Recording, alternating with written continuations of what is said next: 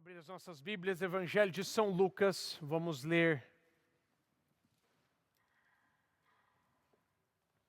a partir do versículo 1, Evangelho de São Lucas, capítulo 2, do versículo 1 em diante.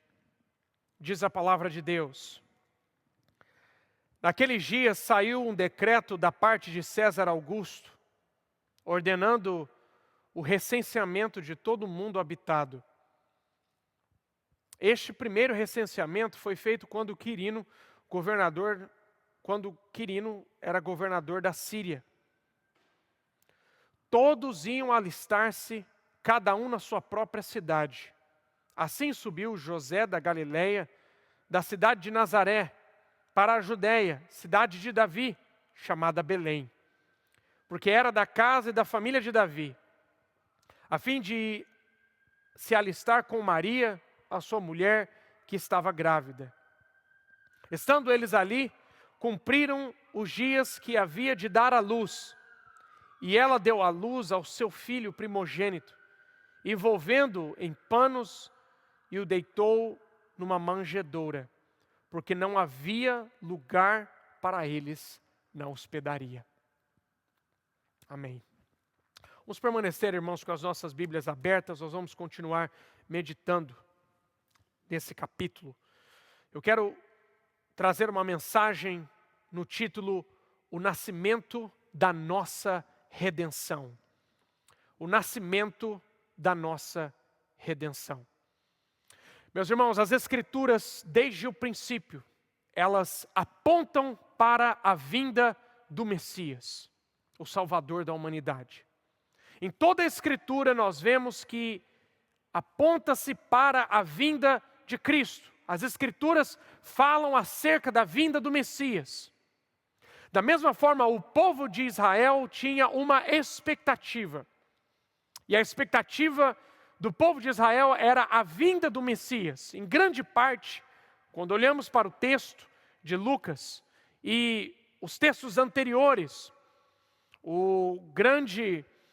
a grande separação que temos desde o profeta Malaquias até a vinda de Cristo, nós temos ali 400 anos de silêncio.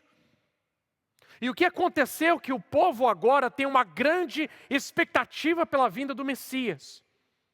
Um dos fatores principais é que no ano 63 antes de Cristo, os romanos eles capturaram, invadiram Jerusalém. No ano 40 antes de Cristo, Herodes o Grande tornou-se o rei da Judéia. Nós temos uma grande mudança. Agora, o povo de Israel está debaixo do jugo do Império Romano. E olhando, irmãos, para a profecia, eles tinham uma expectativa do cumprimento e da vinda do Messias. Eles esperavam pela vinda de Cristo, do Messias, do Salvador. Mas que tipo de Salvador que eles esperavam? Eles olhavam para a profecia bíblica, e na profecia nós encontramos falando do servo sofredor. Fala que pelas suas pisaduras nós fomos sarados, aquele que foi moído na cruz, aquele que foi transpassado por causa das nossas iniquidades, por causa dos nossos pecados. Mas também fala acerca de um reino de justiça, de paz, de equidade. Fala de o Messias vencendo todos os seus inimigos e reinando e trazendo paz e verdadeira justiça. Então agora o povo de Israel, debaixo do jugo do Império Romano, qual é a grande expectativa deles? A grande expectativa é que o Messias iria destronar Augusto César, derrotar o Império Romano, e Jesus agora, o Messias, iria reinar. Já haveria então a instalação do reino milenar. Cristo reinaria em paz, justiça e equidade. Eles estavam esperando um Salvador, mas não um Salvador espiritual. O texto que nós lemos aqui, em Lucas capítulo 2, o que está acontecendo nesse texto é o cumprimento da profecia bíblica. Em Gênesis capítulo 3, versículo 15, fala que o Messias seria a semente da mulher. Abra comigo lá em Gálatas capítulo 4. Vamos ler o que a palavra de Deus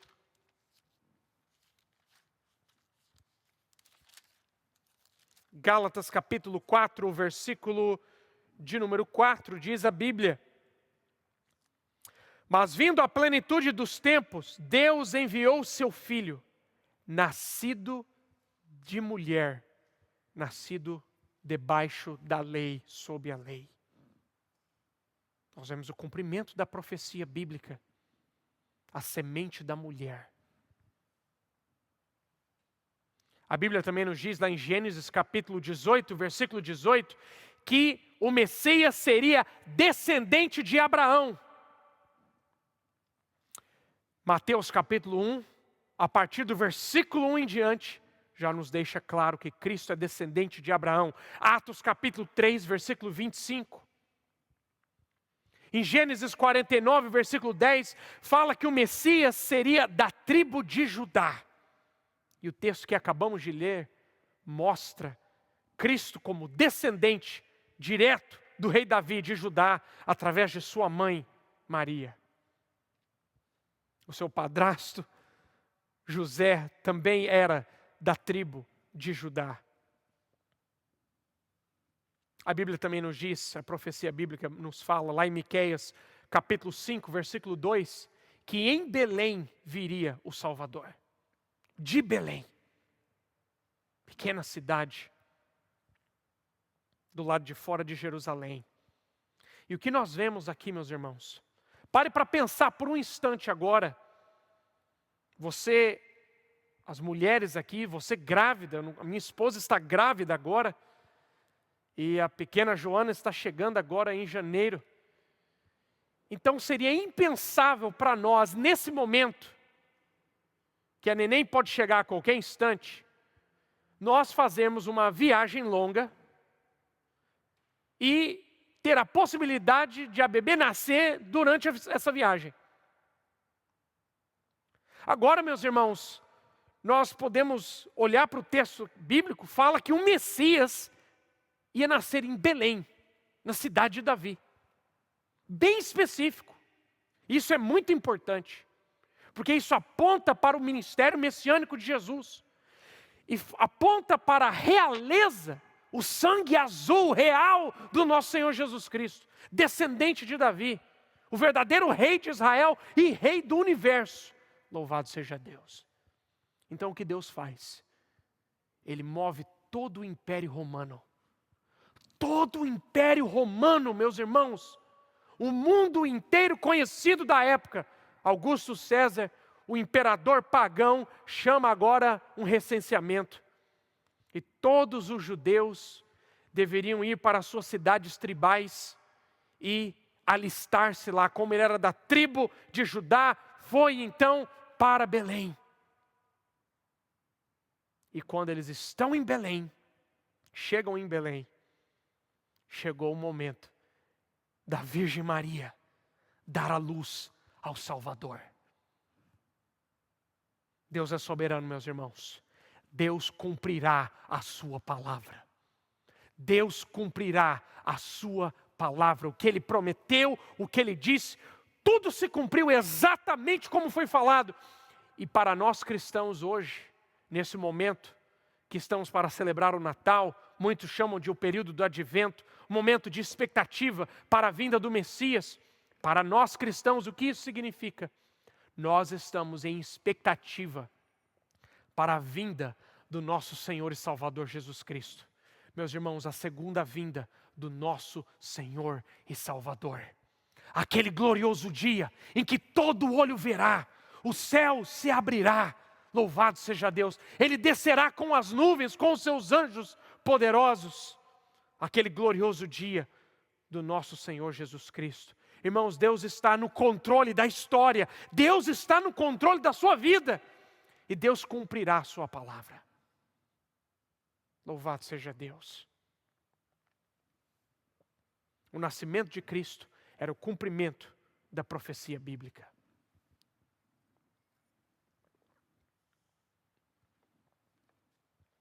Mas o que olhamos para esse texto, ao olharmos para esse texto, o que também vemos é a encarnação do nosso Senhor Jesus Cristo. E essa é uma das doutrinas cruciais, meus irmãos, da fé cristã. É a doutrina do nascimento virginal. Isso significa que Maria era uma virgem e que Jesus foi concebido pelo poder do Espírito Santo. E ela permaneceu assim até o nascimento de Cristo.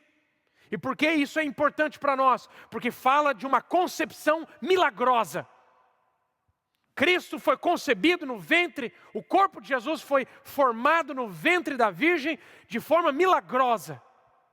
E esse milagre, hoje, acontece de uma forma diferente. O milagre do novo nascimento acontece naqueles que depositam a sua fé em Jesus Cristo, milagrosamente tornam-se filhos de Deus. Nós somos identificados, meus irmãos, com a vida, a morte e a ressurreição do nosso Senhor Jesus. Glória a Deus. A Bíblia nos mostra, meus irmãos, que na eternidade passada, o nosso Deus, que é o único Deus, que existe em três pessoas, coeternas, coiguais, o Pai, o Filho e o Espírito Santo, fizeram uma aliança, que muitos teólogos chamam de a aliança da redenção. Por toda a Escritura nós vemos os pactos que Deus fez, as alianças que Deus fez. O nome da nossa igreja é Igreja Aliança. Igreja do pacto, igreja da aliança. Nosso Deus é um Deus de aliança. E agora o que nós vemos ao longo de toda a eternidade passada, quando Cristo vem a esse mundo, Ele diz: eu desci do céu para fazer a vontade daquele que me enviou. Um acordo foi feito na eternidade, o plano da salvação, o plano de redenção. E esse plano nos leva à encarnação de Cristo Jesus. Por que essa doutrina é tão importante, meus irmãos? Por que é tão importante você entender essa doutrina? Porque a nossa salvação, a nossa redenção depende do nosso relacionamento com Cristo, da nossa união com Cristo. E aqueles que foram unidos com Cristo devem conhecer o Cristo que eles servem. Talvez você passou anos e anos dentro da igreja e você nunca sequer ouviu falar dessa doutrina. A doutrina da encarnação. Deus assumindo para si a natureza humana. Deus o Filho sendo encarnado. Essa doutrina é fundamental, meus irmãos, porque precisamos conhecer o nosso Salvador. Eu quero apresentar para vocês 7 fatos aqui acerca da encarnação de Cristo. Primeiro, o Verbo, a palavra, a segunda pessoa da Trindade, foi encarnado. Não o Pai ou o Espírito Santo, mas o Filho. O Pai nunca foi encarnado. O Espírito Santo, da mesma forma, nunca foi. Somente a segunda pessoa da Trindade, Deus o Filho, assumiu para si a natureza humana. Segundo fato fundamental sobre essa doutrina é que, como Deus o Filho, Ele sempre existiu eternamente em relacionamento com o Pai e o Espírito Santo. Jesus não passou a existir como pessoa, irmãos, quando Ele nasceu em Belém. Ele sempre existiu juntamente com o Pai e o Espírito Santo, eternamente em um relacionamento de amor. É uma doutrina que fala diretamente sobre a doutrina da Trindade. Se você não conhecer a doutrina da Trindade, você não vai entender a doutrina da encarnação e vice-versa. 3. A encarnação de Jesus não foi uma mera aparição, ou Ele aparecendo em uma forma humana. Ele de fato veio em carne. O Verbo se fez carne e habitou entre nós. Quando Jesus estava aqui nessa terra, meus irmãos, não era um fantasma. It wasn't a ghost going around. It was Christ Himself in the flesh. Era Cristo em carne. Já no início da era cristã havia uma heresia chamada gnosticismo. E o apóstolo São João escreve as suas epístolas, as suas cartas, escreve o seu evangelho para combater essa heresia. Essa heresia do gnosticismo defendia que um grupo de pessoas tinha um conhecimento especial. E que tudo que era material era errado, era ruim, era danoso, era pecaminoso. Então eles não aceitavam que Jesus tinha nascido, tinha vindo em carne. Eles negavam a encarnação de Cristo. Eles falavam que Jesus aparecia em uma forma de homem. Mas essa não é a doutrina bíblica. O Verbo se fez carne, ou o Verbo veio em carne e habitou entre nós. Quarto, Cristo em sua natureza humana foi completamente sem pecado, mas plenamente humano. Meus irmãos, é fundamental que entendamos isso. Que Cristo, Ele não era homem porque Ele poderia pecar ou não. A sua natureza humana era plena, Ele era plenamente homem. Assim como Adão era plenamente homem antes do pecado. Mas permaneceu sem pecado, viveu uma vida justa, santa e perfeita. Quinto fator importante, irmãos, é que a encarnação de Cristo, ela foi um ato de adição, não de subtração. O que está acontecendo na encarnação? Ele não está deixando de ser Deus para se tornar homem. Ele é Deus, continua sendo Deus, não muda, permanece todos os seus atributos, mas ele adiciona para si a natureza humana. A encarnação não significa que a natureza humana foi unida com a natureza divina para criar uma nova pessoa. Então você não pode fazer aquela continha que você colocou a natureza humana, a natureza divina, os dois juntos, agora uma nova pessoa. A pessoa de Cristo, irmãos, sempre existiu na eternidade. É a mesma pessoa. Mas a grande diferença é que agora essa pessoa, Deus o Filho, toma para si a natureza humana. Foi a segunda pessoa da Trindade que se tornou carne. Na encarnação, meus irmãos, a Bíblia também fala que ele se esvaziou. O que Filipenses nos diz? Que ele se esvaziou, tomando forma de servo. Isso não significa que ele se esvaziou dos seus atributos. Deus não pode deixar de ser Deus, porque Ele é imutável.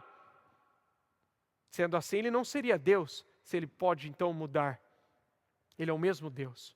Mas quando a Bíblia fala que Ele se esvaziou da sua glória, da sua exaltação, dos seus privilégios, e Ele se sujeitou a ser rejeitado e até mesmo ser morto por nós, as suas criaturas.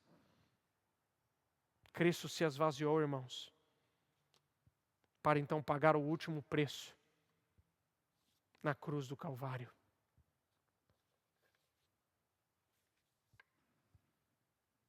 O texto que nós lemos aqui em Lucas capítulo 2, do versículo de número 1 em diante, o que nós encontramos em primeiro lugar aqui é que o mundo rejeitou o nascimento de Jesus. Veja o que diz o versículo 7. E ela deu à luz ao seu filho primogênito, envolveu-o em panos, deitou numa manjedoura, porque não havia lugar para eles na hospedaria. Não havia lugar, irmãos, para o nascimento mais importante desse mundo. Não havia lugar para Jesus. As autoridades, assim que souberam do nascimento de Cristo, queriam matá-lo. Agora que o descendente de Davi nasceu, eles perseguiram e vemos a matança dos meninos. E da mesma forma, o nosso mundo hoje, meus irmãos, não tem espaço para Cristo. Esse período do Natal, que deveríamos como cristãos estarmos celebrando a festa da encarnação, dando graças a Deus que o Verbo se fez carne e habitou entre nós. O que nós vemos é o comercialismo. As pessoas estão preocupadas com muita comida, com muitos presentes, com muitas coisas, e nos esquecemos daquilo que é o mais importante nesse Natal, que é o nascimento de Cristo, a doutrina da encarnação, o Verbo se fez carne e habitou entre nós. As nações continuam a rejeitar a Cristo. Os governos continuam a rejeitar a Cristo. Não há espaço para Cristo. Da mesma forma como não havia espaço para Jesus quando Ele chegou em Belém. Para nascer em Belém, não havia espaço para Cristo. Mas a Escritura nos mostra que Ele nasce, meus irmãos, no coração humilde daquele que crê nele. Aqueles que creem em Cristo Jesus, nasce dentro deles o Salvador, a vida eterna em Cristo Jesus. Louvado seja Deus. O texto que nós lemos também nos mostra que o nascimento de Cristo exigiu uma pregação pública. Quem aqui assistiu o vídeo da nossa pregação lá na Trafalgar Square? Levante a mão aí. Pois bem, nós vamos ter outros eventos evangelísticos e não só você está convidado, você está intimado a participar. Porque nós somos chamados, como igreja, irmãos, a termos uma posição, tomarmos uma posição pela causa de Cristo. Vamos ler o versículo de número 15. Olha o que diz aqui o texto, versículo.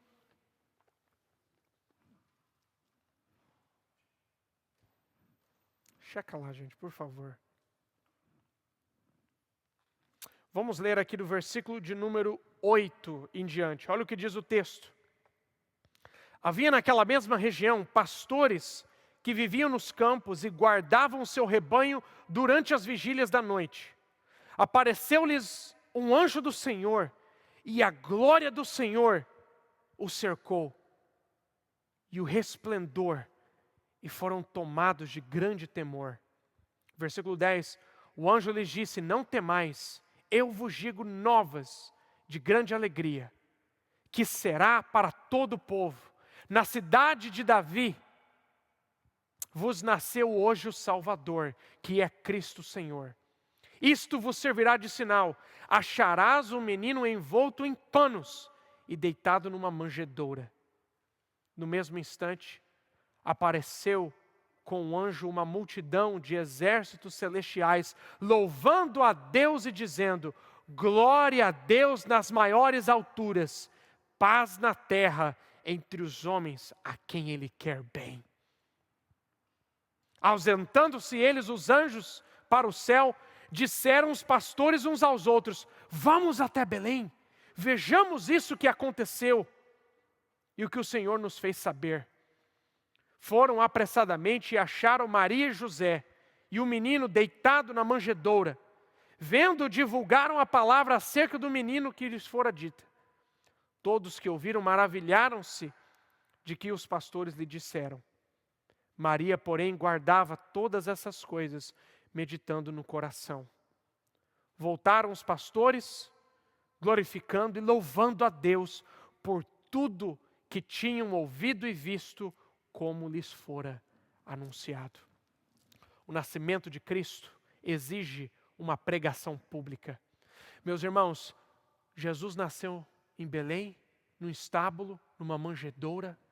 Os anjos vendo aquilo, o que eu posso imaginar aqui é que eles não podiam aceitar que estava ali José e Maria, aquele bebê que acabou de nascer, envolto em panos, no local que os animais comiam. Era o único lugar que podia colocar aquela criança, numa manjedoura. Os anjos foram anunciar, louvado seja Deus, o nascimento do nosso Rei Jesus. E eles anunciaram aos pastores e falaram: hoje nasceu, lá em Belém, o Cristo, o Salvador. A verdade, meus irmãos, é que hoje não existem mais anjos por aí pregando o Evangelho. A eles não foi dado tal obrigação. O ministério da reconciliação, como o apóstolo Paulo fala em 2 Coríntios 5,18, foi dado a nós, o ministério da reconciliação, a palavra da reconciliação. Nós temos a responsabilidade de pregar o Evangelho. Quando Cristo nasce em nós, nós fazemos uma pública profissão de fé. Eu não estou falando aqui da profissão de fé litúrgica que acontece no culto. Eu estou falando de uma pessoa que realmente nasceu de novo. Em seu coração, ela diz e ela confessa com sua boca que Jesus Cristo é o único Senhor e o único Salvador. Louvado seja Deus. Se Cristo nasce em nós, nós confessamos com a nossa boca que Ele de fato é o Cristo, o Filho do Deus vivo. E isso é uma obra do Espírito Santo que acontece dentro de nós. Não é algo que acontece da nossa inteligência, da tradição dos nossos pais, porque recebemos assim um ensinamento, ou porque fomos convencidos por um bom discurso, mas é a obra do Espírito Santo em nós, que nos leva a confessar que Jesus Cristo é o único Rei, Senhor. Louvado seja o seu santo nome. E no texto que nós lemos, nós encontramos uma verdade, que o nascimento de Cristo exigiu adoração. O nascimento do rei exigiu adoração. Aqueles que ouviram, os pastores, quando ouviram a notícia, foi colocado diante deles um desafio. O menino está lá em Belém. E aí, o que vocês vão fazer? No versículo 15 eles falam, vamos a Belém. Vamos adorá-lo. Louvado seja Deus, como cantamos, ó vinde, adoremos. Eles adoraram em humildade. E meus irmãos, nós precisamos entender que Ele é digno da nossa adoração. Durante esse Natal, Ele é digno da nossa adoração. A verdade é que todos nós aqui vamos reconhecer o seu governo e a sua autoridade. De uma forma ou outra, todos nós vamos reconhecer. Seja nesta vida ou no juízo final. Onde todo olho verá, todo joelho terá que se dobrar e toda língua terá que confessar que Jesus Cristo é Senhor. Mas aqueles que o confessam agora, bendito seja o teu santo nome. Aqueles que o confessam hoje, eles, meus irmãos, desfrutam da verdadeira adoração a Deus, são redimidos dos seus pecados e recebem a certeza de vida eterna. Para encerrar, o que a doutrina da encarnação significa para nós hoje? Na encarnação, Cristo assumiu a posição de mediador. 1 Timóteo capítulo 2. 1 Timóteo capítulo de número 2, o versículo 5. Diz o texto, porque há um só Deus e um só mediador entre Deus e os homens. Que é Ele, irmãos? Cristo Jesus, homem. Só há um mediador entre Deus e os homens. O que é um mediador? É alguém que se interpôs entre duas partes para mediar algo, para negociar algo. Nós éramos inimigos de Deus, todos pecaram, estão destituídos da glória de Deus, merecíamos o inferno, a humanidade inteira sendo lançada no inferno. Deus estava fazendo a coisa mais justa e reta possível. Mas Ele envia o seu Filho por causa da sua graça, por causa do seu amor. Cristo, perfeitamente homem, perfeitamente Deus, no seu corpo, Ele é o mediador entre os homens e Deus. Louvado seja o seu nome. E agora, quando Cristo assume a nossa natureza humana, toma para si a nossa humanidade, Ele se torna o primeiro homem da nova criação. Adão era o primeiro homem da antiga criação, assim somos seu semelhante. Cristo é o primeiro homem da nova criação. Ele é o mediador da nova aliança. Como Ele fez isso? Pela sua encarnação, pela sua vida, pela sua morte, pela sua ressurreição, pela sua glorificação e exaltação. Ele reverteu, meus irmãos, todo o trabalho do primeiro Adão. Tudo que foi feito errado pelo primeiro Adão foi revertido por Cristo Jesus. Pela encarnação, Cristo é perfeitamente qualificado para prover a nós a nossa redenção. um Senhor Jesus Cristo, perfeitamente Deus e homem, nosso Redentor, nosso Deus e nosso Rei. Louvado seja Deus. Amém. Amém.